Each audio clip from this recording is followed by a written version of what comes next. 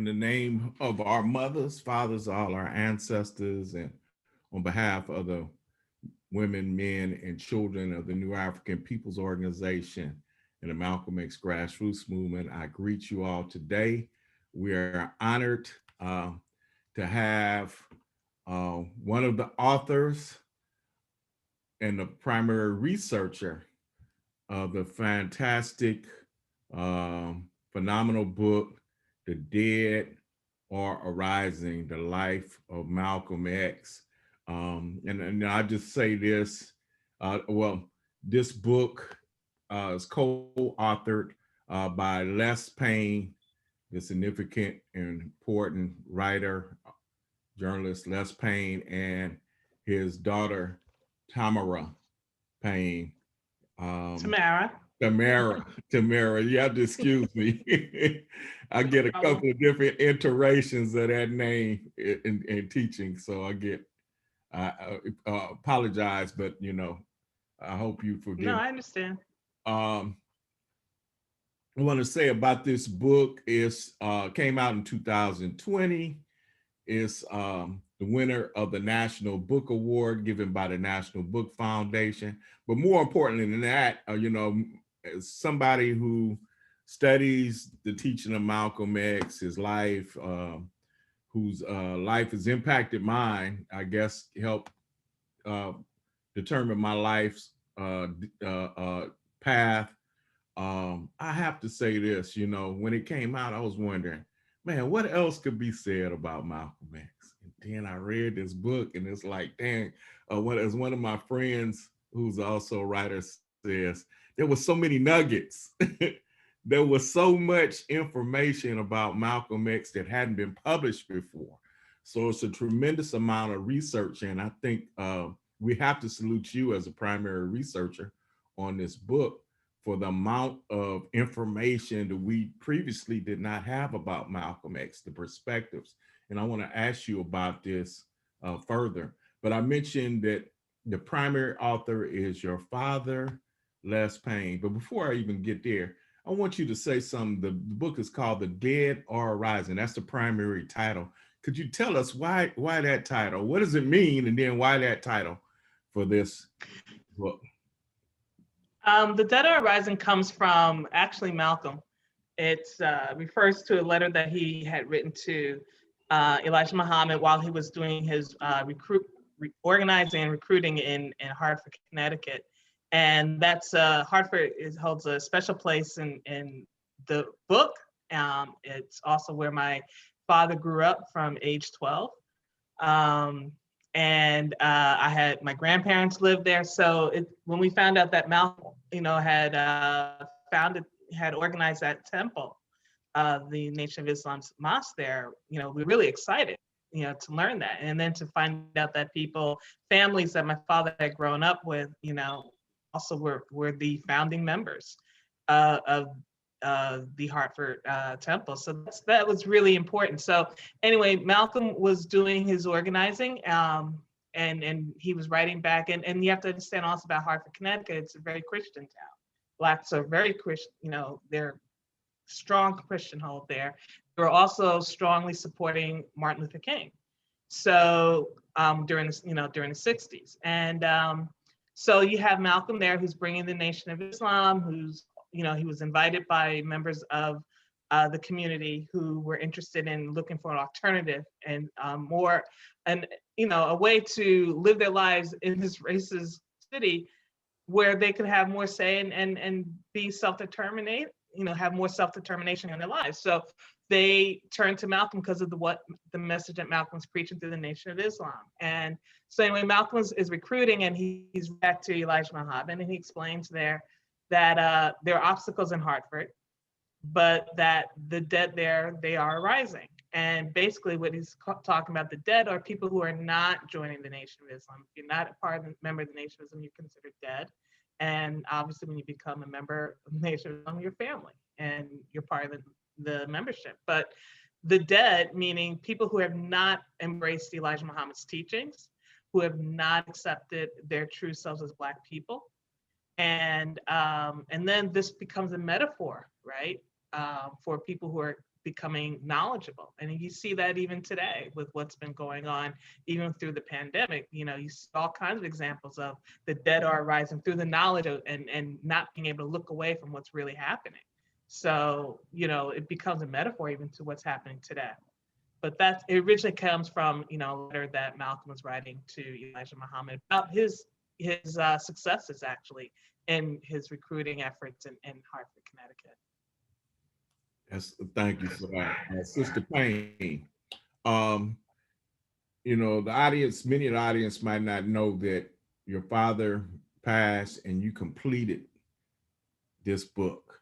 So I would consider it a tribute to your father. Can you let the audience know who Les Payne is? I don't want to speak of him in the past tense necessarily, but who Les Payne is and what was his relationship to Malcolm? Why did he choose to write and do this research? You know, as you know, as an author, to do research is a sacrifice, right? You sacrifice your time, your energy, your money. Yeah. So why did he commit? What was about Malcolm X that made him want to commit his time to writing this book on Malcolm X? And about research of sacrifice, I don't really look at it as sacrificing. It's really you're learning, right? And so the more knowledge you have to understand to make more informed decisions, which is why, you know, you see my father even becoming a journalist, because that's how he viewed it. I just quickly want to walk back through, you know, Dad.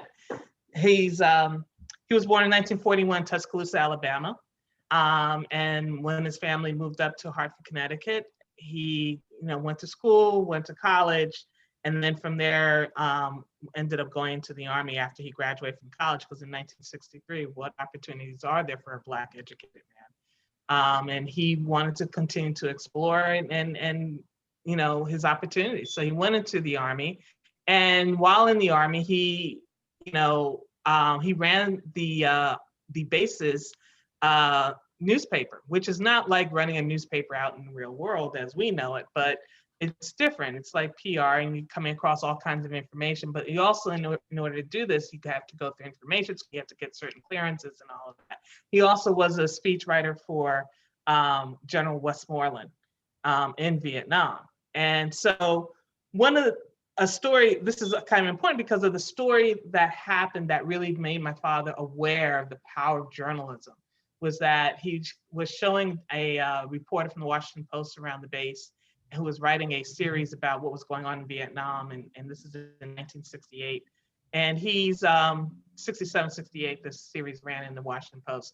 So my dad's taking him around the base. And one of the stories that this reporter writes about is how the Confederate flag is emblazoned on some of the trucks on the base. And this appears in the Washington Post, and the President Johnson sees this. He loses his mind, calls up General Westmoreland 3 a.m. Saigon time, curses him out, and those flags are taken off.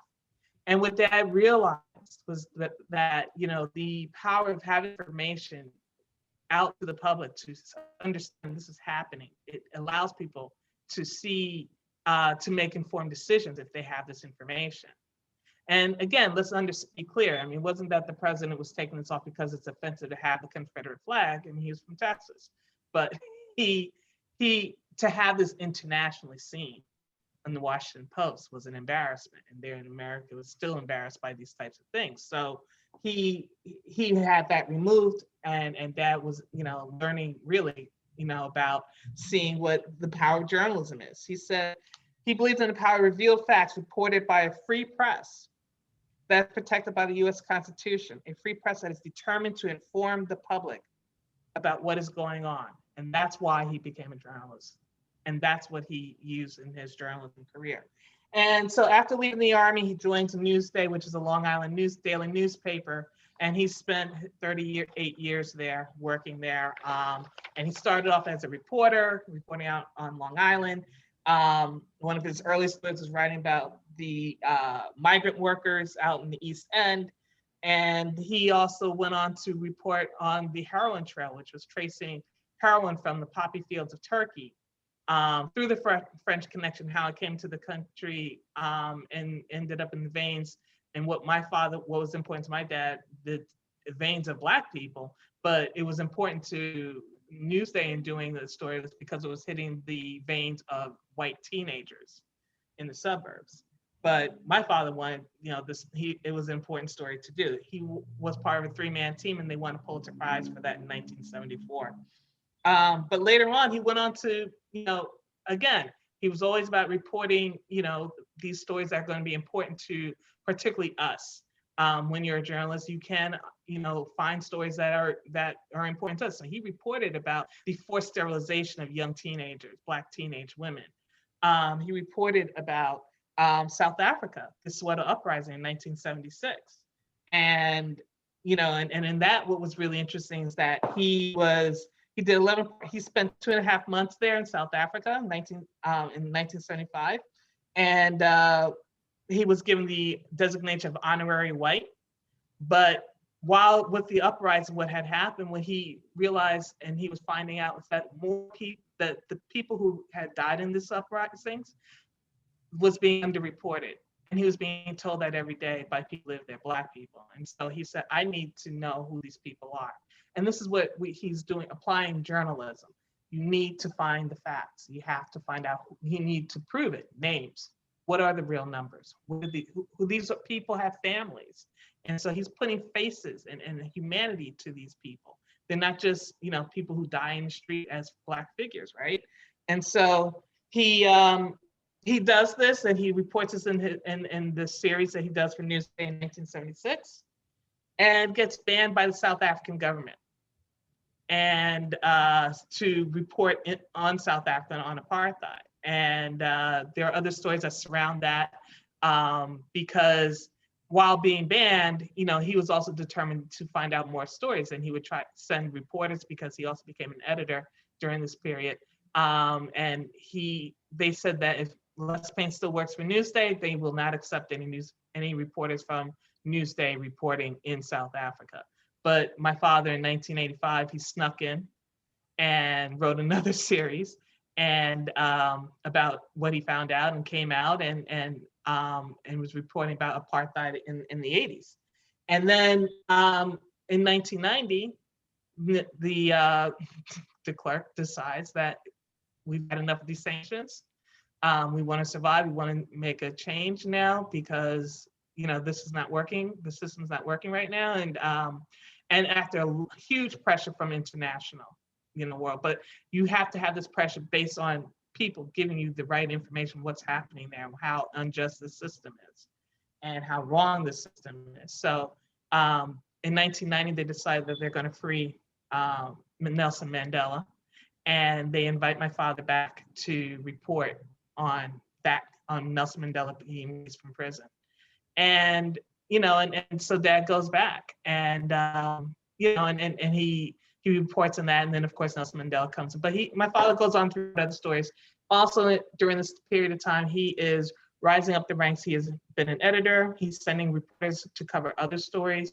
I write about that in the introduction of this book. Other important stories of that also they receive the highest awards of journalism. But he also is a syndicated columnist, and he writes many issues, international issues, but issues that are also going to affect us as Black people in this country. Out of this daily newspaper out of Long Island, which eventually crosses the boundaries into New York City too. But so this is who my father is, and for me, growing up as his daughter and watching him at work and doing this and understanding the importance of his work, when the opportunity came to where he asked me to work with him on this book, I jumped because I knew the kind of reporter and journalist that he is. And I understood also who my father is. As I said, he grew up in Jim Crow South. He was born in Jim Crow South. He grew up in integrated Hartford, Connecticut. He's college educated. He's seen so much and he's reported on so much. So he's really, in tune with what's going on, and that this person who's experienced these things, how is he going to handle this covering of Malcolm X? Now, honestly, Dad always admired Malcolm X. He actually saw him speak in 1960 when he was graduating from college eventually. But this was in Hartford Bushnell Memorial. And he admired Malcolm, but he also felt that over the years that we had everything we needed to know from Malcolm's great autobiography, from his speeches, from his, hearing his speeches. My father used to play Malcolm's speeches in the house, over the weekends, and not just around his birthday or, for me, this is before Black History Month, okay? He was playing Malcolm X, Martin Luther King, and everybody because he wanted us to be aware, but he played a lot of Malcolm. So obviously Malcolm has a huge influence on my father. And also influence as far as organizing, right? And when he's as a journalist, he didn't just work as a journalist and only work at Newsday, but he also wanted to look at what other journalists were doing across the country and other Black journalists. And they helped form this organization called the National Association of Black Journalists, which at the time, these guys were huge. They were, really successful journalists, and at that time understood the importance of getting information out to the people. But how do you set up who comes up behind you? How do you organize when you get in trouble? You need support, and you need support, and you only get that through numbers. So you have to organize. So they formed the National Association of Black Journalists because they wanted to improve the numbers of Blacks who were working in journalism. They wanted to make sure young people were also getting the training that they may not be getting on the job, but having access in this network to tap into of people from around the country who can help you understand, journalism, help you get that training, that your white editors may not give you. So they created a network to do this. And so this is a very Malcolm-esque idea of how you organize and you self-determination and training. So you see examples of this throughout my dad's life, from what he's written, from the work, his efforts and being the best journalist he can be. And also in looking at, when it comes to Malcolm, he's influenced these things that my dad has done, but also he's looking at just making sure that this continues, that people get these lessons. But what we also realized in 1990, my father had the opportunity, he met Malcolm's brothers and he interviewed them in Detroit. I'm sorry, I know this is a long answer, but it's a big career. And he met Malcolm's brothers. And of course you're going to meet with them, right? If you have the opportunity. So he interviews one of them. He gets this great story. He comes back to New York. He meets with his colleague and friend, Gil Noble, who's host of a show called Like It Is. Hopefully everybody down in there is aware of it. It's a very important show that was on during the 70s, 80s, and 90s, and even to the noughts. And he said, which brother did you meet? And it turned out my father spoke with Filbert, who was 2 years older than Malcolm. And Gil said, yeah, the brother you should really meet is Wilfred. He's the oldest brother. And it turns out Wilfred not only was the oldest brother, but he was also Malcolm's best friend and confidant throughout his life.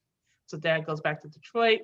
He meets Wilfred. Again, this is also through a friend of his childhood friend, Walter O. Evans, who was then a surgeon in Detroit. And he introduces my father, Wilfred, also, and they meet and they have an 8-hour interview.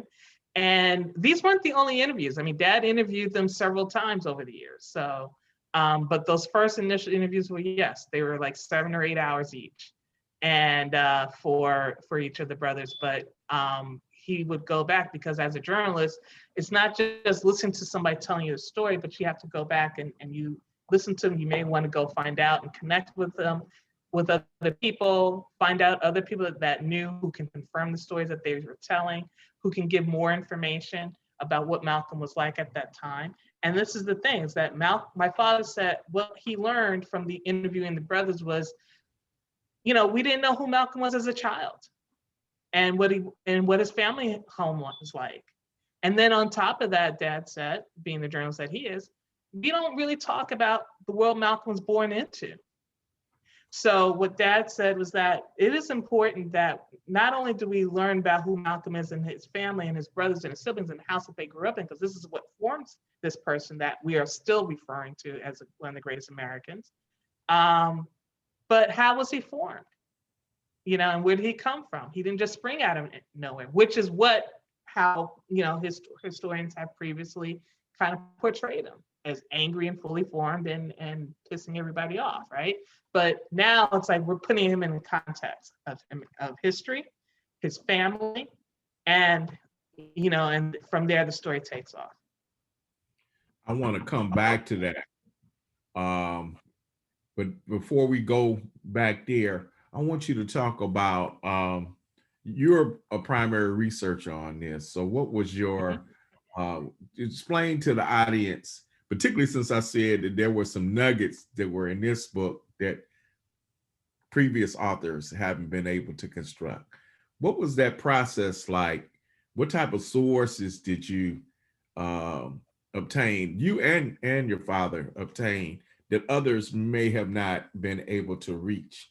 And so just what was the research process like for you? It was really interesting. It's gathering of information. Obviously, you kind of start with what's already known, what's already in the newspapers. And at the time, we started in 1990, so the internet was not as robust as it is now. And so that means going to libraries, going to college campuses, going to the Library of Congress, going to National Archives, going to the FBI, actually, to look in their files at the time. Because since then, the FBI has digitized a lot of these files, and you can access it through their website. But back then, we actually had to go into the J. Edgar Hoover building. So there was a lot of... It's kind of spooky in there. Yeah. So it was really, but the thing is, it's really interesting when you're talking to people who kind of have this information, knows about the information, how it was filed and archived over the time. But as far as getting the information, as far as, you know, interviewing, I mean, you start off as being a journalist, and what you want to do is you talk to people to find out. Obviously, you start off the who, what, where, why, and how, what they know. But then it's like, what else do they know? Who else do they know? And then you kind of grow with your sources, and everybody basically becomes a source, whether it's, you know, it turned out some of our cousins, right? You know, like if we talk about the Hartford chapter, it turns out that my uncle knew some of the guys who were the founding members of the temple there. So everybody comes as a source, but you have to talk to them, let them know this is what we're working on, and I keep coming up with this name, and say, hey, wait a minute, I know that name. You know, it's just finding out, you know, who, and being able to talk to people. And this is about communication and being able to ask questions and understanding how to understanding how stories are put together, and understanding what these stories are, not being afraid to go where the facts take you. We weren't setting out we wanted to know more about this stuff, this was new. And that's the thing about journalism too. Dad was not going to write, as I said a little bit earlier, it's like he felt that we had everything we needed to know. But once he learned that there was so much more that we don't know, particularly about his youth, right? And starting with his youth, he said, you know, we need to know this about how this person is and how do you do it. This is new. If he didn't find anything new here, he would not have been interested in writing this. He was not interested in regurgitating what everybody else has been saying. He was not interested in putting his spin on what, you know, Malcolm's speeches say and stuff like that, because he was a doer. He was practicing it already. So, but what's new here is this is information about who this is. But not only that, we find out what Malcolm's family was like, and we find that there are a lot of similarities with our families, right? Siblings who get along, siblings who don't get along, the relationship between your mother and your father, how you get along with them, who's the favorite, who's not the favorite, but also how you work as a cohesive unit, right? And in this case, as a cohesive unit, because not all families are cohesive units. I understand that, but this one was. And then you also have to look at the dangerous work that his parents, Louise and Earl Little, were engaging in, which is as Garveyites, standing up for Black people and educating Black people and organizing them and working on self-determination and building up Black communities and businesses and supporting them. This is dangerous work in that time. And so what kind of people do this? Where do they come from? You know, and what are they instilling in their children? This is what we learn about Louise. Louise is from Grenada. Further information found out that her grandparents were Nigerians, right? And they were kidnapped from Nigeria. And so she has a real strong grounding, as what it is to be Black in this world, because they were kidnapped during slave times when slave trades were illegal, and so they were set free in Grenada, but Grenada is still colonized. It's a British colony, and she went through it. She had her education. She also started sewing, set up her own business. This is who Louise is before she even comes to the United States, and she has a grounding. And so this is what she's bringing. She knows how to speak French. She has an education. She's very familiar with language. This is what she's bringing to her household, and what she imbues on her children. She passes on to her children when she's checking over their schoolwork, their classwork, their homework.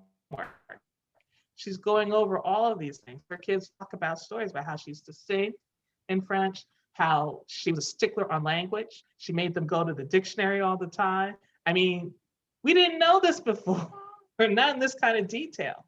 We've heard a little bit of it, but not this rich detail. But then this goes into, a lot of us had relatives like this. I had aunts who were like this, right? And so a lot of us have family members, and this gives us more, and it brings us even closer to who Malcolm is, and we realize we get a fuller picture of who Malcolm is as the person, and not just, this image that media plays with and presents to us. Thank you for that, and describing that little household. And then you also focus on the white supremacist organizations that were there during that time, and not only there, but around the country, and the challenges a little family faced with them. Is there anything you want to say on that? I mean, I just think it's so important to understand the world that, Malcolm's born into. I mean, and we get right into it with the opening of the book, where you have the clan visiting on the family, the little family, and and understanding, again, Earl and Louise are engaged in really dangerous work, and this work has never stopped being dangerous, right? Even today. So they're activists, but they're like pioneers in this too, and how they go into these different places and organizing and communicating, working with and with Black people. And what does that take to do? To have people to understand that there's a way of doing this, and we have to support each other. And that kind of organizing is really important. They were doing this on the groundwork, and watching them and seeing more evidences of them doing this at that time. And if you think about the forces that were against them, like a few years before they even moved to Omaha, you have the Willie Brown lynching, which we go into great detail in this book. And it's important to understand, this is the time Malcolm is born into. This is what's going on. This is what the NAACP was founded on, right? To start working on putting forth the anti-lynching laws. But they do this with the help of a lot of Jewish, people who have aligned with them. And there were only 6 founding members who were Black. And so of the NAACP, but it's understanding that this is what's going on, and how you have to work through this, and understanding that time. And yes, and it's really just trying to bring not just details of the history, but because a lot of people say, okay, I already know this history, but do you know it in this detail? Do you understand what it is like to walk down the street and be told that, the assumption that you have to step off when a white person's coming down the street, instead of saying, excuse me, you have to step off and make way for them, and if you don't, depending on the mood that they're in, if they knock you down and you hit your head and die, they're in their right. And it's like understanding that this is the reality, and people who live through this are dying off to explain this to us, to keep giving us this story. And it's really important that we understand this is what's going on, because we see a lot of that attitude that is starting back, right? It's never really gone away. But if you look at what's happening in the world today, and particularly in this country, I mean, you have people who are trying to say that what happened on January 6th with the Capitol, that wasn't insurgency, that wasn't violent. just people going to the Capitol for a tour, That's amazing. you know. But I diverge. It's just that all of this is important to understand that this direct lineage, this is a continuation. This is not, there's no broken line here. This is all happening in a direct line. Now, most biographers of Malcolm kind of have these four stages, his, birth circumstances, and him as a child. Then number two, Detroit Red and transitioning to being incarcerated. Then three, like Malcolm X as a champion for Black people. And then last stage, the last 11 months of his life, which I tend to call it my teaching and my writings, Omawale Malik Shabazz. But let's talk about that, because one of the things that inspires Malcolm to many of us is him being able to transition from that criminalized mentality to becoming a champion for Black folk. Can you talk about that? What happens? How do you see this transformation coming about when he's incarcerated? I always tell my students that he was so turned off the other incarcerated folk were calling him Satan. And so can you talk about that transition, that transformation? Because I think that's what inspires many of us, and something we need to look at in terms of helping many of our young brothers and sisters make that transformation. All of us really making that transformation. Yeah, I mean, transformation is part of Malcolm's story is really, it's really important. But I think also understanding, the further details here is that family is important. What we find, for example, what we found, the stories that we have of Malcolm as East Lansing Red, as we call him, trying to be more accurate because that's where his family lived. He ain't from that's Detroit. One of their addresses, huh? Because he ain't from Detroit. He's not from Detroit. He's from Right. one of the places that they lived was East Lansing. Right. So and again, understanding the times. I mean, as a teenager, he's into his teen years. He's 6, and so in 1929, he's this is the Depression, and he's and this is economic fallout of the country is happening. So everybody's struggling. And so you have tragedy happening to the family. I'm going a little bit backwards because I just want to. No problem. No problem. Yeah. And the reason I say it's no problem is now as a professor, I find that, it used to be all of us read the autobiography. And now I'm finding more and more students who it's rare. But go ahead. Yeah. So, this is where you find a lot of tragedy happening. You have the family is now living in Lansing. You have that they were on some land that they had purchased, and they're white, and there's an exclusive covenant on this land that says that Black people cannot own this land, and their white neighbors moved to have the family evicted, and and then the family's going to have this appealed, and while they haven't moved out or made moves, then they're burned out of this house. Which happens in 1929, which is still a little bit before their father is killed. Earl dies. He dies, and then how does he die? It looks like it's suspicious circumstances. You don't expect this man who's quite young still to not be there, right? But what happens is, so they're dealing with racism even in Lansing. Everywhere that they live, they deal with. You have the Klan visiting them, try and chase them out of Omaha. You have them in Lansing, where you have the neighbors who are pushing them off, their land. They, end up. I mean, and this is tragic. This is a few years, and just this tension, right, is going on.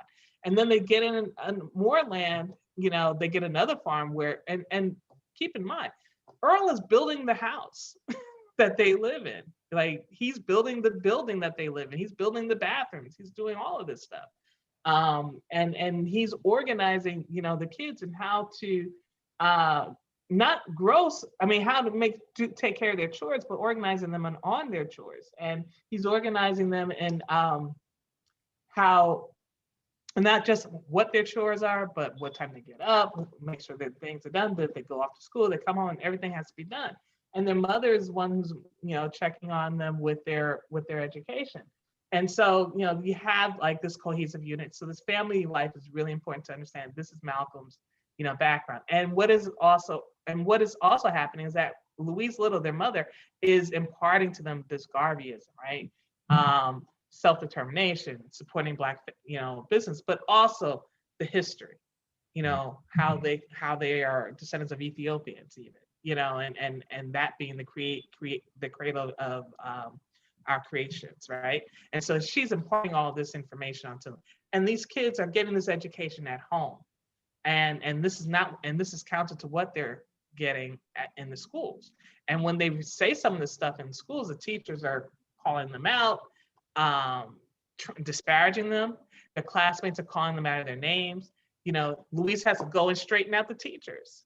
And she's not afraid to do this. So I'm just saying that this family, there's this unit, and all of the siblings, Wilfred, Filbert, Yvonne, Hilda, all of these kids are getting this information and this impact, this influence from both of their parents. They're under this. And so it's not just that Malcolm is the only person that exceeds. They all have this grounding, and they all succeed in whatever it is that they end up doing.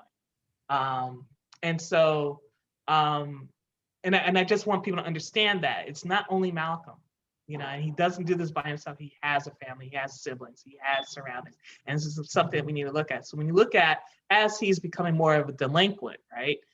He's rebelling, as a teenager. This happens, you individuate, right? But teenagers do this. Mm-hmm. And all this stuff, when they talk about him being a hoodlum, even in New York, he's still a teenager. Mm-hmm. When he's going into jail, he's 20 years old. Mm-hmm. He's not 25, he's 20. And to me, those years of him being a criminal has always been presented to me as if he was like 25. Mm-hmm. And he was only a teenager. So I'm just saying that, developmentally wise, we have to keep that in mind too.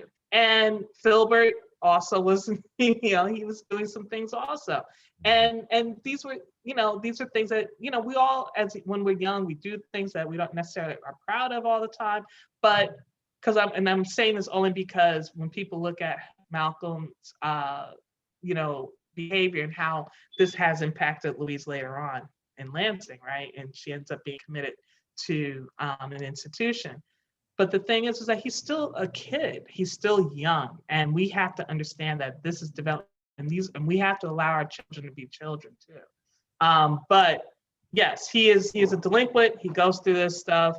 He's actually separated. But you also have to keep in mind, it's interesting how he's separated, and this whole family becomes separated, right? Because he's taken out of the house. The father is killed in 1931. And well, he's not killed. He dies in a streetcar accident, which is what we found.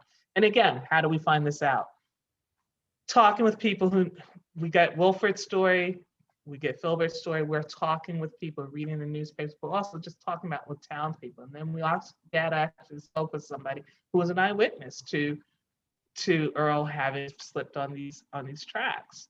And so it's not to say that the Klan hasn't murdered black men, and it doesn't mean that they hadn't done it in Lansing. They just didn't do it in this case, But that doesn't mean that the family hasn't had bad run into the Klan either. And this becomes tantamount because this is talked about a lot in the community. And so Malcolm has this, and when Earl dies, he's young. He's 6 years old, whereas Wilfred was 12. So there's a different age difference, and Wilfred he's more aware, he's older, he's able to he goes in and sees his father first, he's the first of the children to really see his father and his injuries. And he talks about that. So again, it's like getting these stories and finding out, but also not just going with that one person saying, you talk to as many people as you can, and you always ask, who else can we talk to? Who else was there?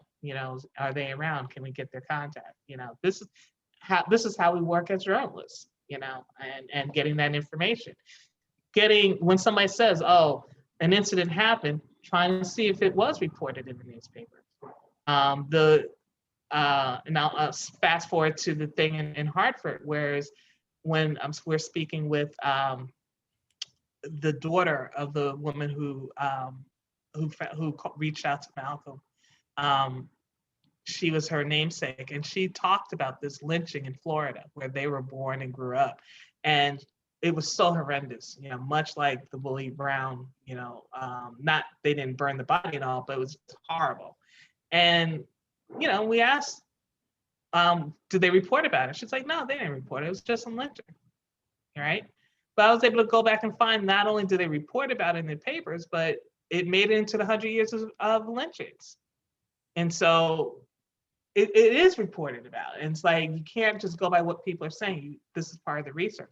This is all important because this is our history. And these are the forces of which we have to deal with and going through, as Malcolm's family had to do, as these families who are drawn to the Nation of Islam, into Garveyism, into all of these organizations, and as they're surviving. So anyway, fast forwarding back into Malcolm's incarcerated. Sorry, I just wanted to kind of bring that other information in there. But that was good. But the family is what we found is that Wilfred was the one that joined the Nation of Islam first, right? And he comes upon it, and he's interested in because of why. Not so much the religious aspect of it, but because it reminded him of Garveyism, what they grew up with. Because he wanted, he's married, but he also wants to be a part of his community. And so he comes upon the Nation of Islam, and he likes what they're trying to do in building up the community. And he felt that this was something that his family would naturally be drawn to. And so he brings them in. And then they go on to reach out to Malcolm while he's in jail. Now, while Malcolm's in jail, Malcolm is going through his own transformation that he's starting to read. The other person we've talking to with Malcolm while he's incarcerated is Malcolm Jarvis, who is Malcolm's running mate, who he met in Boston, and bails him out when he runs in trouble in Harlem, and there's part of their crime ring, and when he leaves Harlem, he's in Boston and gets arrested. They're arrested together. And Malcolm Jarvis goes into great detail what Malcolm was like, and he's starting to read more. He had this time to rethink. Malcolm was very angry and anxious about being in this situation. He wanted to be incarcerated, right?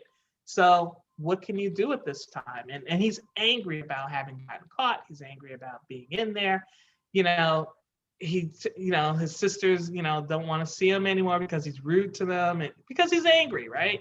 But the other thing is, he's also meeting other people on the other side who are saying, look, you don't have to be this all the time. There are other ways to express yourself. And that's what starts it, right? Starts reading, reading the dictionary, starts reading books, starts reading Shakespeare, starts reading sciences, whatever he can get his hands on. And so he's opening up his mind to other things. And now, is this foreign to Malcolm? No, because his mother was teaching him reading and writing. And the other thing we have to keep in mind about the autobiography and the biography is, like, why was the autobiography originally done? Malcolm wanted to do this autobiography originally as a PR piece for the Nation of Islam and Elijah Muhammad's teaching. And during it, and Alex Haley, who was a reporter at the time, writing these, great profile pieces for the Playboy and other magazines, he said that he really wanted to do Malcolm's stories. But he went along with him on this thing for, hoping that he could convince him to do his own story. Time goes by, he splits from Elijah Muhammad, and and he decides, okay, I gotta do something. I've got to do this story. And he's right there and ready to, Alex Haley's right there and ready to do this. Now, again, let's also understand, an autobiography is going to be whatever the subject wants you to know about them and their life. Alex Haley is another filter for the autobiography. As is, we all kind of become filters of these stories, right? He has his own leanings and whatever, but he understands the importance of Malcolm's story, who Malcolm is important in 1963, 64, obviously. And so this is going to be a huge story. He also, he's right there, helped to guide with him. But again, I just say, let's also say that Alex Haley is also a filter. But a biography is really what other people say about the subject. and you don't have real control over that. So Malcolm is really using his story to, because he was, as a PR piece, he wanted to use the teachings to help uplift Black people, right? Because in overcoming this false sense of inferiority. And he wants to use, and the Nation of Islam teaching is he can do that, and he's ready to do that. Now he has his own story, so he still wants to deal with that and doing the uplift. And so he does exaggeration, he does composite characters. These are different literary devices that he uses in the autobiography. You're gonna get exaggeration. You're gonna get things that he's gonna leave out. And then you're gonna get things that he's gonna put in. But you definitely get in the sense that he had a strong relationship with his father. And he does love it. He did love his mother. He also felt bad about what he was as a teenager, right? Towards his mother, because he really like, he even says, if anybody says anything about my mother, it's a fight. In the autobiography, he said that. So I mean, so these are things when people want to talk about Malcolm's relationship with his mother was not that great. And it's like, no, I don't agree with that. I mean, I think that looking back, Malcolm definitely felt that he felt bad about his role and what he did. But again, I say he was a teenager, and also you have to look at the context of the times and the history and what's going on, because Malcolm's actions and Filbert's actions are not the only things that are pushing Louise down this hole of into depression. I mean, we're talking about the times. It's in the 1930s. We're talking about their probate judge who's supposed to be giving her widow's pension, right? He's trying to convince her and force her to sign over the land that they're on legally now to him. And this also, I mean, so this is all this kind of pressure. You got to support these kids. You have to feed your children. Your husband's no longer here. And now you have this judge who's supposed to be an authority figure. And we are also, there's, other stories that you'll find out or that are coming out that he was part and parcel to getting her committed, this judge. So, and this is, we don't say this in the book, but like this is found out, but he definitely was putting that pressure on her to sign over that land. And so that's problematic. Very. And so we need to understand the context of all of this, is all I'm saying.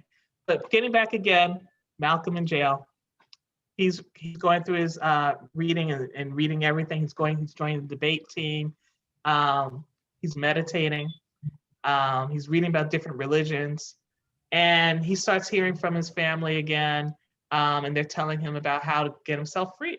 Stop eating pork and stop smoking cigarettes. And Wilfred is organizing this out of Detroit, and how they're going to bring Malcolm into this, because he knows, because he knows his brothers, he's like, we're going to do well with this organization, but when Malcolm comes in, because Malcolm, he can talk, he can sell, he can talk anything, he'll be a great person for this organization. And so Wilfred's like organizing, how they're going to bring Malcolm, into this fold. And he's the one that tells Elijah Muhammad to write to Malcolm, to talk to Malcolm. This is Wilfred. So Malcolm's family is very strongly here also. And again, he's not by himself. He's also educating himself. And so he's all of this stuff, seeing that you can get yourself through this, right? There's a way to get through this incarceration. Wilfred's the one that when Malcolm was up for, to be let out early, he's the one that's counseling Malcolm on how to do it. How do you talk to your parole? Like when you're up for parole, how do you talk to the parole panel? Malcolm didn't take his advice at the time, but Malcolm Jarvis did, and he got out. And then Malcolm had to spend a whole nother year in there, because he didn't listen to his brother. But then he did listen to his brother, and then he got himself out. He was able to be paroled. So his family is, again, very important. Ella's very important too. She's the one that helps get him transferred when he wants to get to a prison that in Norfolk that has a better library. She's instrumental in making that happen. So Malcolm's still surrounded by family that is pushing him through love, support, and this is all still a part of Malcolm, who he is. And this stuff we don't really necessarily think about with Malcolm. We think of just, the images that we see in the media and the words that he's saying in his speech, but these things are still also going on in his life at, behind the scenes. And hopefully we're looking at how this is affecting us in our own lives, in our own families. These are parallels. And I think it's just really important that we make those connections. So yeah, Malcolm's going through these transformations, but his family is also right there with him. That's a very important element that this book brings to us, is the role of the little family in Malcolm's growth and transformation. As you pointed out, even prior to being incarcerated and while being incarcerated, of course, Malcolm becomes this giant organizer, spokesperson in the Nation of Islam, and has an impact. Can you talk about his impact as an organizer of the Nation of Islam after he is freed from incarceration? Oh, he loves, this is so freeing for him, right? He loves the Nation of Islam doing. He loves what Elijah Muhammad is doing. He sees this and he loves that his family's in there, and he's so thankful for that, right? But he also sees how to make this grow. He sees it as so important. Like this whole information about who we are as a people outside what, American history was teaching us, what's teaching him in school, right? But just to understand that we have such a strong history and strong connection to Africa. And this is, what's so important. And he was learning about this in prison. And then you have the Nation of Islam that is also promoting the strength of Black people in this country, right? And he just sees this connection. He wants to make it grow, and he sees it, how it can, just influence people and give them it's not just influencing the thinking and in the mind, but also just it's action. You can have a thought, but then you have to have action behind it. And so this organization has a lot of action going on, and he loves that, from the FOI and how their dietary means, also how they do their discipline of everybody, of all the members in this organization.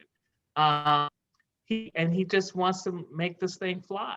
But the other thing that's important about Malcolm, from his education in jail, as well as just his ability, his experience, even living in New York and in Boston in the streets, his ability to speak to people who are educated, and his ability to speak to people in the streets.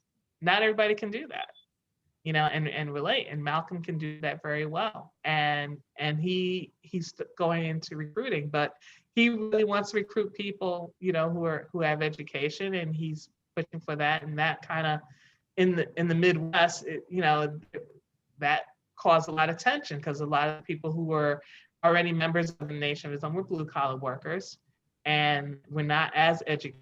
And so there was tension caused by that. And Elijah Muhammad eventually basically sat him down and just said, okay, take a minute. Now I'm going to send you out to the East Coast, and you can pick a temple out there and run with it. But because it was causing way too much tension where they were in Detroit and in Chicago, and too many people were just constantly, reporting to Elijah Muhammad, he's trying to do this, he's trying to take over, the jealousies that, because of that he was trying to bring. And I mean, even this couple he moved in with, who he got along with, but even they had said, oh man, he took it too far sometimes,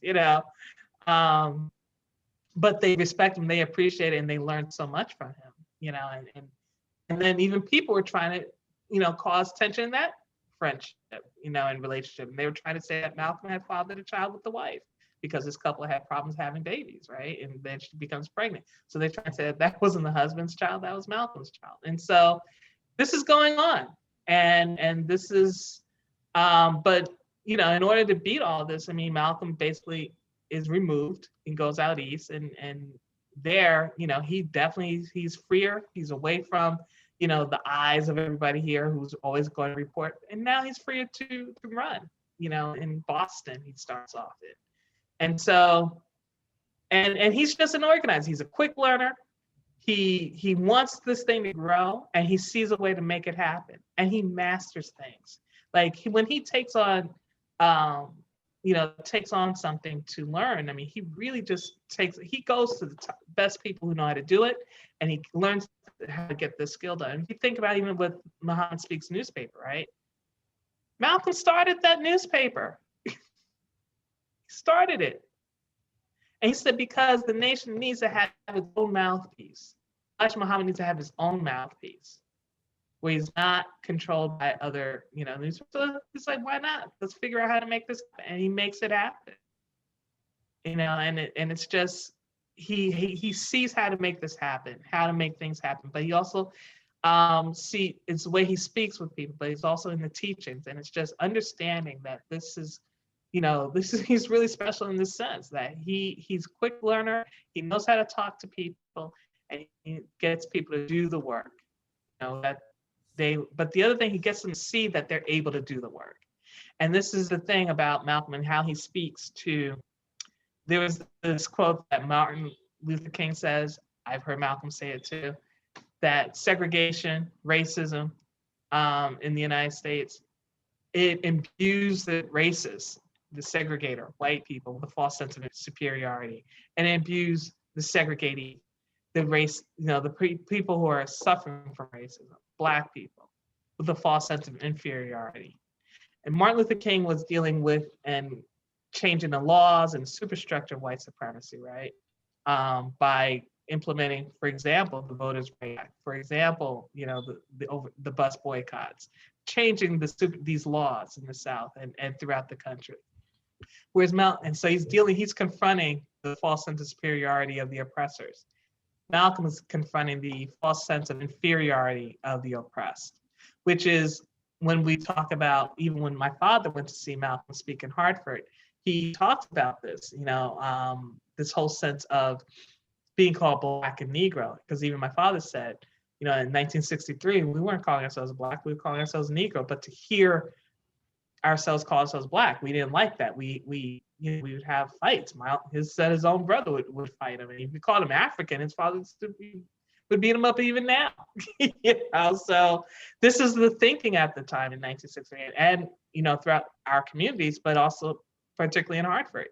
And when he hears Malcolm talk about Black people, and he's calling people in the audience Blacks, we Black people. And then he alternates with Negroes, so-called Negroes, and then he goes Black. And he's alternating between these. And my father's like, he feels a certain way about it, but then Malcolm says this thing of, I see you rather call Negroes, not Black. But what does Negro mean? But Black in Spanish. So what you're saying is I can call you Black in Spanish, but I can't call you Black in English. And that way he spoke, it changed even the way my father saw himself at that moment. My father didn't think he had a false sense of inferiority, but he starts to realize, that, wow, it's in me too, and so, and it permeates all of us at some point. And Malcolm was dealing with it, and that was just only one example of how he was dealing with it. So let's jump ahead a little bit. I wanted to talk about, of course, Malcolm becomes the most nationally known minister in the Nation of Islam, and in many people's eyes, maybe the most recognized figure in the media. And he begins to help the Nation of Islam build temples across the United States. It becomes a national organization, with him being a primary spokesperson and messenger for the organization. I hope that doesn't confuse people, since I said messenger. I'm not trying to say he was taking Elijah Muhammad. The messenger? No. Yeah. No. But I mean, in terms of delivering the message of the organization. Yeah. Can you speak about, and of course, at some point there's some tension that ultimately leads to Malcolm in March of 1964 leaving the Nation of Islam. Can you speak about that? What were the factors that came about that bring Well, about Malcolm this leaving tension, Nation of Islam? this tension surrounding Malcolm has always existed. Obviously, I spoke a little bit about how it was there when he comes out of jail, right? But but it wasn't Malcolm's tension towards others. It was not Malcolm's tension towards Elijah Muhammad. That comes a little later. When Malcolm speaking in 1960 in Atlanta at the temple there, and Jeremiah Shabazz is he's Minister Jeremiah X, and he's the head of the temple there. And Malcolm's speaking, and while he's speaking, they receive a telegram. I just realized that you guys are in Atlanta, right? So I am. so historically, this is very apropos. They receive this telegram from the local chapter of the KKK, and they say, "Hey, let's meet." And so Malcolm sees this, and the protocol is that Malcolm and Jeremiah are not the leaders of the Nation of Islam. They have to go to the leader, Elijah Muhammad, to discuss this and what their plans are. Malcolm is excited at this because he's like, "Hey, we can have a showdown, with the KKK." He's always looking to confront with them. And you've seen this, like you know about the letter writing campaign that happened in the Philadelphia Inquirer with it. I forget his name right now. Who wrote in, to Elijah Muhammad saying, "Look, the only thing you guys want to do is sleep with white women. You're not going to do that. You guys are just, are the lowest of the low blood." And Elijah Muhammad, slaps them around in their letters. So this is not, this back and forth with the KKK is not unusual. There's already historical. This is already going on. So, Malcolm wants to participate in this too. But so they go to Elijah Muhammad in Chicago. And Elijah Muhammad is saying, he reviews this as, "Look, I want to grow the nation in the South. You can't do anything in the South without dealing with the KKK. He says, if they want to meet, let's see what they want to do. He says, I want to build businesses, build farms. We want to do things together. And, let's see if they can help us get more land. They can help us, or leave us alone and let us conduct our business, And Malcolm does not like this for obvious reasons because of his experiences with the KKK. He's still believing that the KKK killed his father. So he's angry. He wants nothing to do with this. And having any kind of alliance, any kind of socializing with the KKK like this is an unholy alliance. He's against this. And, Minister Jeremiah, he's, whatever, Elijah Muhammad's the leader. We're going to go with what he's. So Malcolm, of course, he disagrees with this, but he also wants to still have an impact on this because he doesn't want them to walk away with a short end of the stick. So he agrees to wants to be a part of this meeting anyway. And we go into great detail of what happens during this meeting. But what we find also is that in dealing with the KKK in this meeting that they have at Jeremiah's home in Atlanta, and Malcolm handles it, but he's realizing like, this is not what I want to do. And he's starting to realize that this becomes the starting of a rift between him and Elijah, a separation. Their differences, they're parting in philosophy here. He's like, because Malcolm's thing is you cannot have a relationship with the KKK. And here is Elijah Muhammad sending him on this mission. And he can't get beyond that. And this just furthers, this starts the rift, and this starts, sows the seeds of dissension between him, the separation between him and differences between him and Elijah Muhammad. Now, does he still think the organization Nation of Islam is doing good work? Yes. But this aspect, this is where they start to part philosophically, and it just grows, and it increases, because as Malcolm says during the last speeches, he says, when I started to realize that even Elijah Muhammad wasn't believing, so it wasn't solely that Elijah Muhammad, had impregnated secretaries and was, and had these immoral problems. It was really starting with, on top of this other thing that was huge, and it just grows and it grows. And then there are other things that they do. Like he talks about, well, I mean, I just wish people would read the book to really go into the great details of this. But what's great about this Klan chapter in the book is that we were able to get details and speaking with other people who were there, being Jeremiah and Minister Jeremiah and his wife, who were in the meeting. It was in their home, and give us the actual details of what happened. And again, part of the reason why I think we're also able to get this information is because time had passed. Like they weren't talking about this in 1967. They weren't talking about this in the 70s. They were talking about this in the 90s. And so I think time had passed, situations were changing, and people saw that it was important to get this information out. So, and that's important to keep in mind too. It's like when you're doing types of work, part of the reason why they take a long time is because sometimes people aren't ready to talk earlier on, but they may be ready to talk later on, and you just have to be persistent on that. And thank God you were. Let's move on even a little bit more. You commit a whole chapter to Malcolm X in the international arena. And of course, a good portion of the last 11 months of his life he spends abroad. Can you talk about what did Malcolm X actually accomplish in the international arena? And then how did the international travel impact his thinking? Oh yeah, I mean, I think we see Malcolm moving. He's left the nation. He's split, and also let's keep in mind that his split with Elijah Muhammad is very painful for him. He absolutely did love Elijah Muhammad as a father figure, right? And so after he split him, but he has to find his own way, and now he's by himself, and he understands the power of an organization, so he still has to kind of find his own way now. First thing he does after a split, though, is he goes on his Hajj.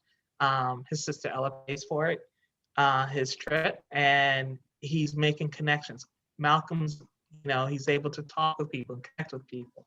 And he's, in reading this book, you'll see that there were connections with people who had helped him in expediting getting the arrangements to take these trips, but also expediting and meeting with very important people in these different countries.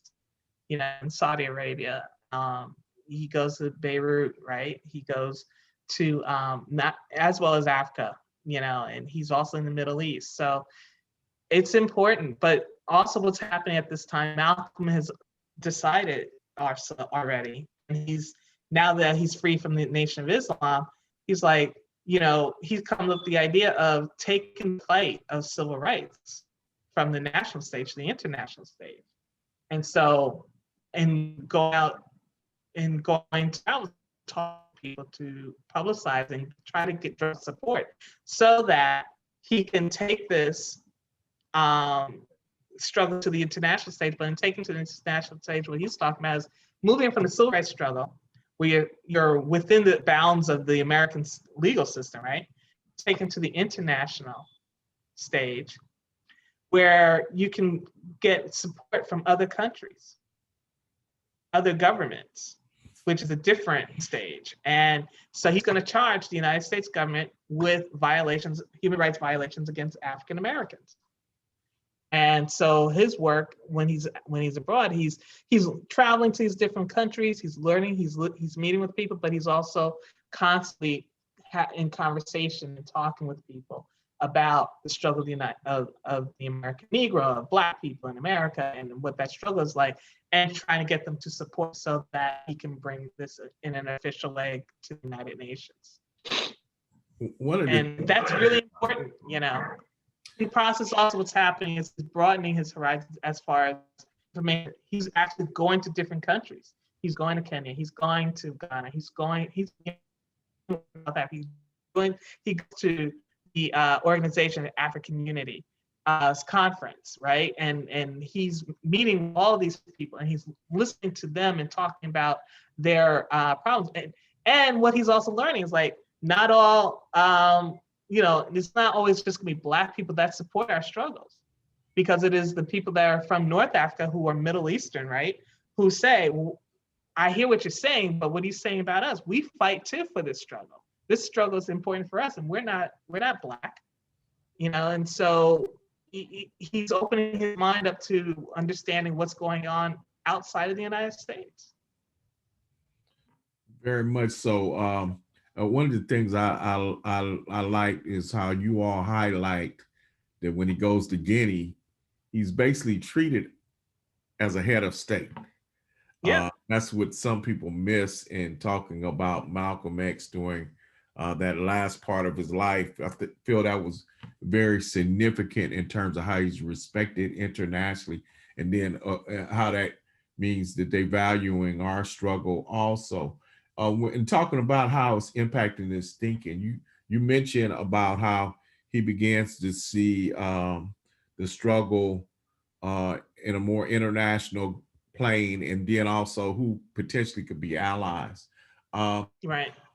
You also mentioned in the book how his thinking changes around gender. Could you say a little bit more about that? Based upon his Yeah, I travel mean, internationally. internationally. I mean, I think that Young was always constantly changing. I mean, I think wherever he was and at whatever stage he believed was right, and then once he learned something else, he was able to pivot and move in that direction.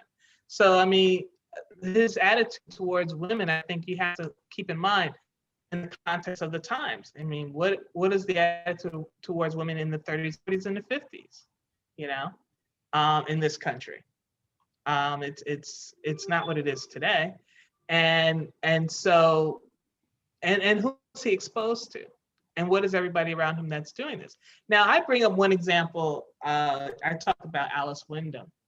Not Alice Wyndham. Alice Wyndham did meet him, and she was a powerhouse in herself. I'm thinking more of Vicki Garvin. Vicki Garvin worked in the labor unions here in New York during the 50s and early 60s. And she had seen Malcolm. She had seen him as Detroit Red, working in the bars, seen him speaking on 125th as a minister of the Harlem Temple. And then, you know, she's, you know, dealing with him in Ghana, where she's a teacher. And she's living with Maya Angelou and Alice Wyndham. They share a house, and they're part of. I mean, Malcolm didn't stay with them, but they hosted events where Malcolm was, you know, attending, and they were pretty tight for 10 days while he was there in Ghana at that time. And so she sees him in these different stages, and it's really interesting, like what she said about him. Yeah, she's like, yeah, he was nice enough, you know, and when he was different, right? And he said, but he was a minister at Harlem. She's like. The one thing that she thought was interesting is that he was talking what everybody's talking the racism in the United States, but the other thing that he added that she said no one else was talking about was who are we in that we're not controlling the dollar, the economy of our communities. And she, you know, she really tuned in, said he was the only one at that time that she had heard speaking like that. And this is in the 1960s. Early 60s. So when she sees him in, you know, it's like he's kind of expanding, he's left the nation, what does that mean? But she's listening to him, and she's like, he's learning more about international what's going on. And he's speaking with these women, and he's seeing what they're doing. He's, you know, and you know, and he's very impressed. I mean, and it's just always, women have always been impressed with him, not because of just his speaking, but what he says and how he's and what he's teaching. The thing he also says, I mean, and we kind of, I put it in the appendix even.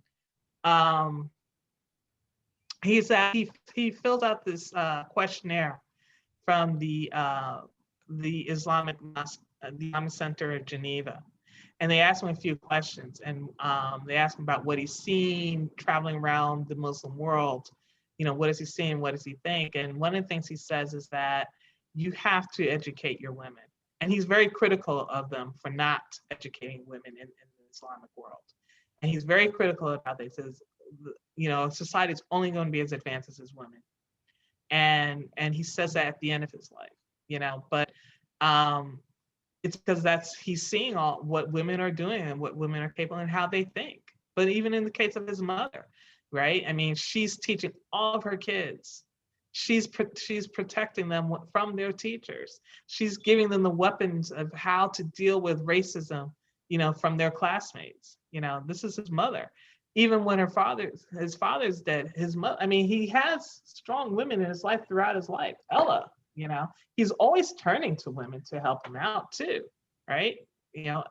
Who does he turn to transfer him from into Norfolk? Ella, who does he turn to finance his trip to take the Hajj? Ella, I mean, these strong women have always been in his life. So, I don't know so much as a shift in his attitude. I mean, I think you have to look at it in the context of the times.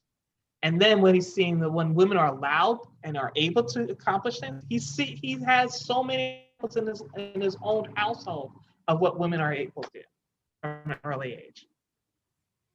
Thank you for that response. Now we recently hear about this revelation coming from deathbed revelation, we should say, from former undercover operative Ray Wood, who was associated with the Bureau of Special Services and Investigation, BOSSI, in New York, part of the New York Police Department, who had infiltrated Black freedom organizations there. And he revealed his role and as well as the FBI's and the NYPD's role in Malcolm's assassination. Would you highlight, you all definitely describe it in a way I haven't seen described before in the book. Could you highlight the forces that come together that result in Malcolm's assassination? And I know that's I mean, I will highlight from the aspect of our book in which we talk with Gene Roberts, who worked for BOSSI, right? Exactly. And one of the things that you find with Gene Roberts is that he was militarily trained. He has high ranking instances, and he comes out of the military, looking for a job, and he lands not as a police officer. He doesn't go through the police academy. As he's hired by BOSSI to be an informant, to infiltrate Malcolm's organization, which is the Muslim Mosque Incorporated at that point, because they hadn't they had not formalized the Organization for Afro-American Unity. And so he gets on the security force, and he's reporting back to his bosses what Malcolm's doing. They want to know what Malcolm is he talking about, who's in the room, who's not, what are his movements. And he writes these reports, faithfully to his superiors. So this is going on. But we also have earlier in the book where the FBI, has been surveilling, Elijah Muhammad since like the late 50s. And of course they're surveilling, following Malcolm. When Malcolm was organizing in Hartford, you have informant FBI officers walking up to people who go to the meetings and asking them what's going on in the meetings and who's going in and what are they talking about. So their FBI is highly involved with what Malcolm is doing. The interesting thing that we're finding out with Gene Roberts and what he talks about his role as an informant, what he says is that he basically gives them a heads up that the assassination is going to go down. And he goes in, for security duty, and he says, there's no police presence, or it's minimized. It's minimal police presence. He's like, wow. That's one of the things that came out about that.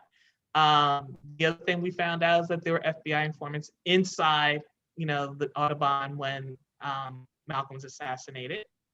And that's an interesting thing. So, yeah, I mean, this is clear. These forces have been surveilling. And then when they know that this thing is going to go down, so obviously it's clear that they want this to happen, they fall back. And as far as infiltration and who's doing what is on assassination teams, again, it's you have to assume, because if Elijah Muhammad is being followed and infiltrated, these active mobs are also being. Harlem was, we know the other mosques have to be also, and we talk about how they were. I mean, and some of the people said, yeah, we knew this guy was an agent, or we didn't know that one was an agent. They're being infiltrated. And one, Hoover's, he wants to keep white supremacy in place, basically, right? And so they're protecting their interests, and this is how they're going to do it. They're going, and he talks about it, and it's talked about it in Hoover's biographies, how he devises this thing of how. And let's also keep in mind, this is the same Hoover who went after Garvey. So he's been perfecting this for a long time.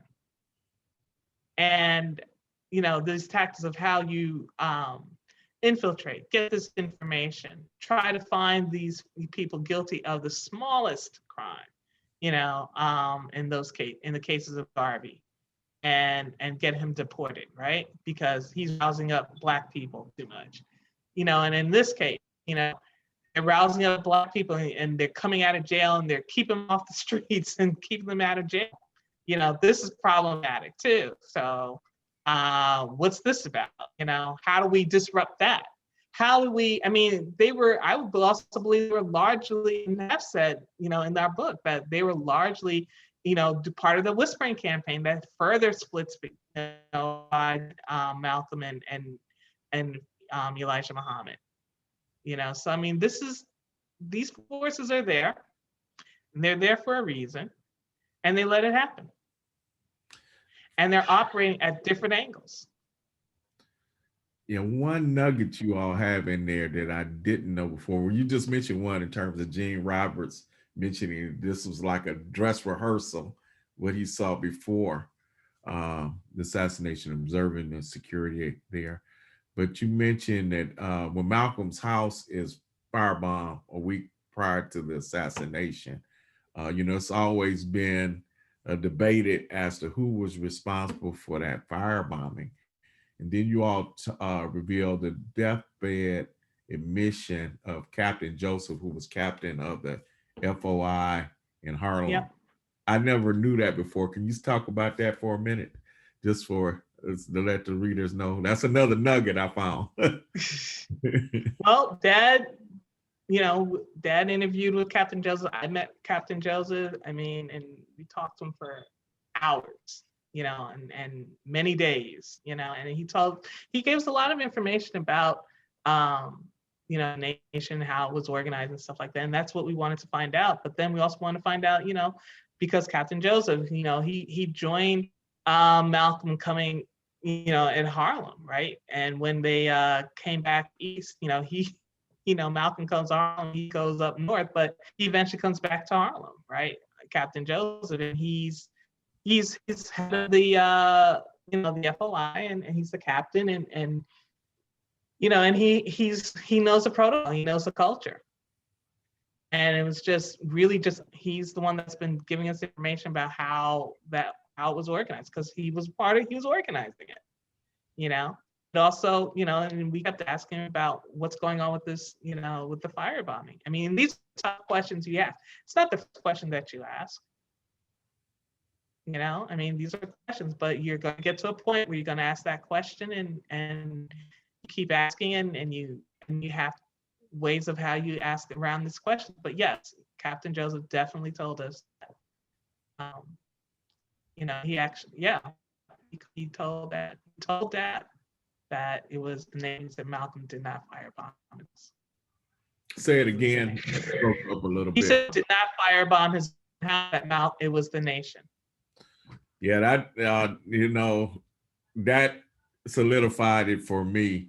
And again, it's been debated back and forth who did it. And in fact, I think. But let's keep in mind, Captain Joseph also asked Lukman, who we also talked to, exactly.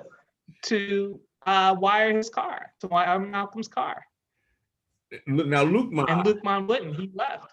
And Lukman is mentioned. I believe that Lukman, during the day of Malcolm's speech, gives Malcolm something that Malcolm has. Yeah. I did not know. That was one thing that really blew me away when reading the book. What did Lukman give Malcolm? And a lot of work went into, hours I mean, years, decades of work went into this, and for this reason. And it's just having information, because it took us a long time even just processing all of this too, while putting it together. You know, getting this together and processing, and I'm part of this process and working Right. with them. You know, I found a lot of these people too. Like I found Luke Bonnet and got him to, you know, to that, you know, on an interview with them. You know, I did that, and there were other people, you know, that I'm part of this whole process, and so I'm very much into. And Dad and I are talking about, you know, information, and here's the thing. I mean, usually when you're working on a book like this, it's you don't know, it's hard. You have to pick and choose what you're going to share, you know, because you don't want the information to get out before you want it to, before you want. And this is the kind of information people would have wanted to have this years ago. There were times when I would go to some of these documentaries over the years and just say, damn it, I wish I could say something. You know? Because I'm committed to this project, and I'm glad that, you know, it played out, that you don't just blab your information, but you have to be careful about how this information is, you know, is dispensed. But it's a lot of work, and it's a lot of processing, and reading this book. I mean, I'm sure you know you've read it, and it takes a lot. It's a lot of stuff to process, you know. But I hope, my hope is that people are picking this up and reading and just getting a fuller sense of who Malcolm is as the man, who was really about helping us to free our own minds and have, you know, and proceed, and producing, you know, our own communities and supporting ourselves and being independent, self-sufficient. And he got this from his family. You know, he didn't just come up with this, and his family, part of the Garvey, you know, Marcus Garvey's movement. So there's a line of this, you know, there's a strong history for all of us as Black people, but I think that this American history, that people understand that, you know, while people are watching Dick and Dyke and all that, this stuff is going on. People are fighting for their freedoms and trying to have control of their life too. Yeah, well, she didn't quite say it, and I'm gonna do a spoiler alert, but that's something that really caught me off guard reading that part of what Malcolm had and what Luke Mine gave him. So I'm gonna let y'all read that. Please do. And please get the book. I actually want Sister Payne to show us the cover. I see it behind her. I only have a digital copy. I will hope before I meet you, I can get a actual copy to hold in the hand. But yeah, hold it out front for them to see the cover. And then one more question, because we've been going on a while, and you dropped some real good information. But folks need to read the book, because I tell you, it's rich, and I might make some folks mad, but it's one of the richest books I've seen. I don't want to say it's the most, because people will be jumping on me, some authors I know, but it's a very rich book on Malcolm, one of the, if not the most rich book written on Malcolm X heretofore. You talk about in the epilogue, the legacy of Malcolm X since his assassination. You know, I just want to note that Malcolm still appears in popular culture. He's in The Godfather of Harlem. You can see Malcolm X in what is that, One Night in Miami that was recently done. Malcolm X is still a figure that appears in our popular culture. But what do you see when y'all tackle this legacy? Can you talk about this legacy of Malcolm X as we close out?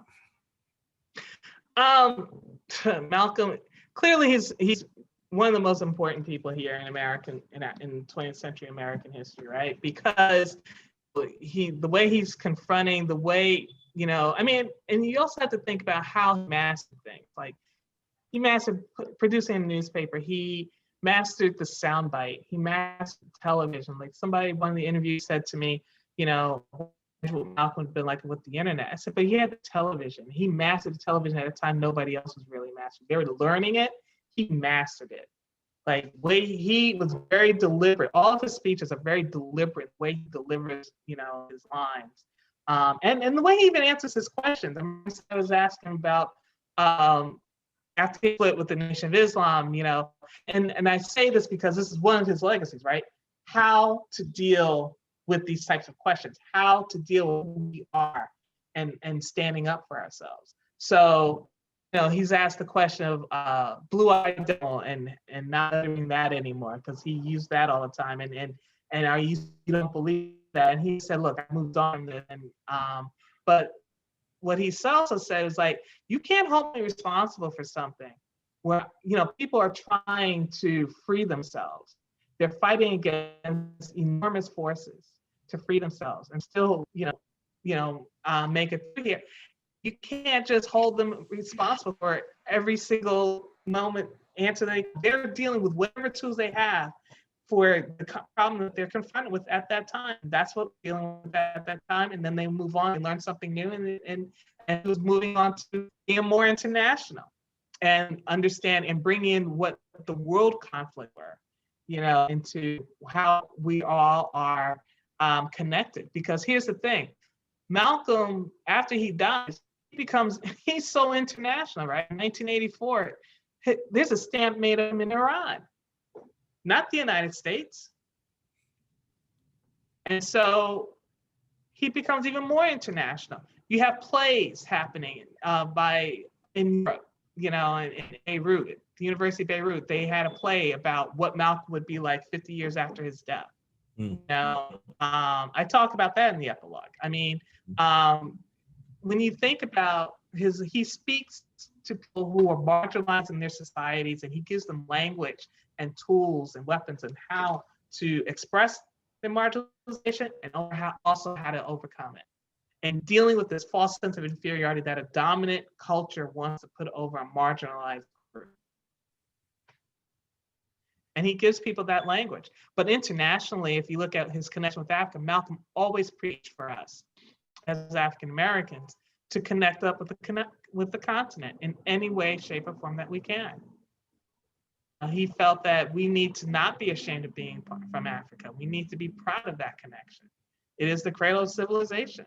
So, and that still is connecting. When you look at what's happening, I mean, what happened, somebody was talking about, what was the summer of 1963 like? I said, well, kind of like the summer we just went through, right? We just went through a hot summer of 2020.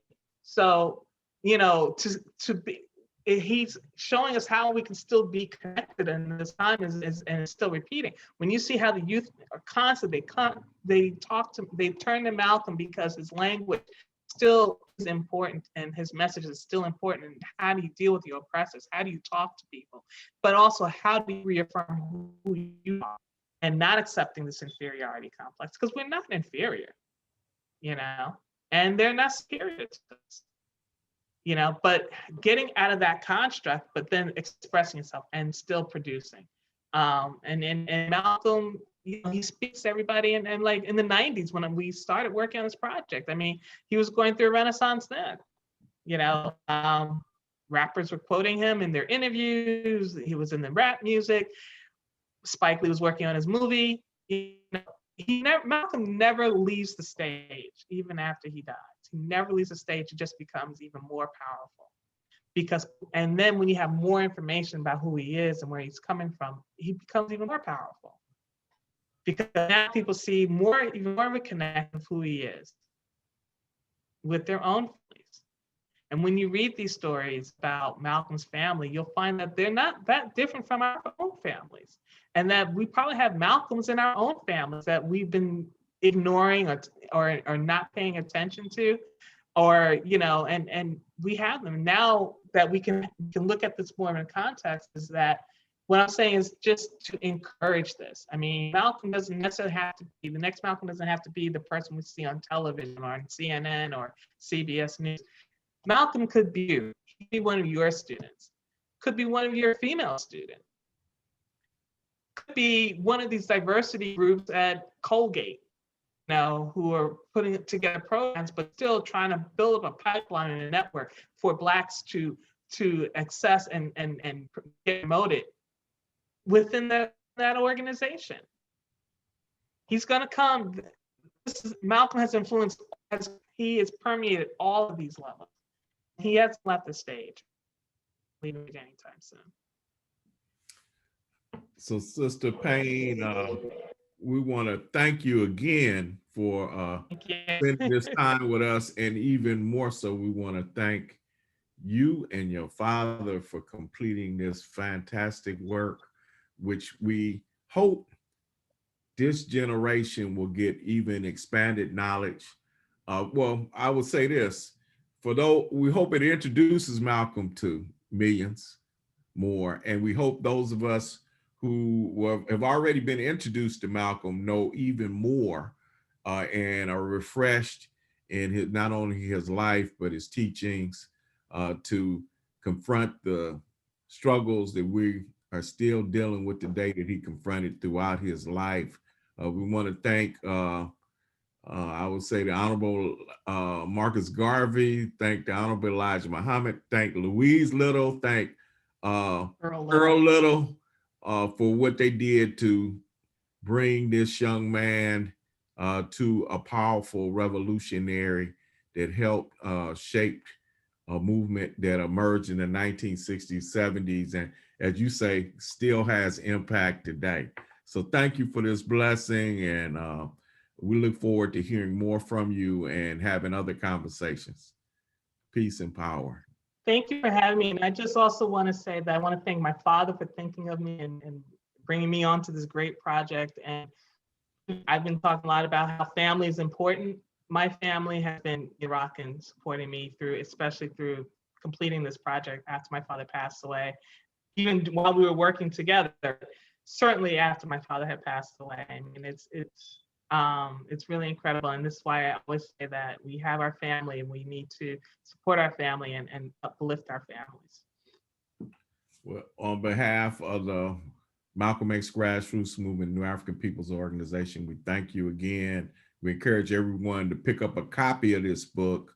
It's available wherever you can find books, hardcover, paperback, Kindle version. I personally had the Kindle version right now. We encourage you to pick it up, to read it, to digest it, have study circles and book clubs around it.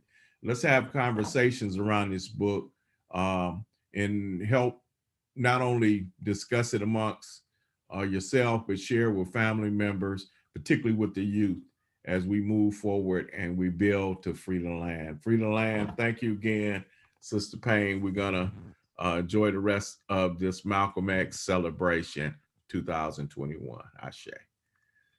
Thank you. Ashe.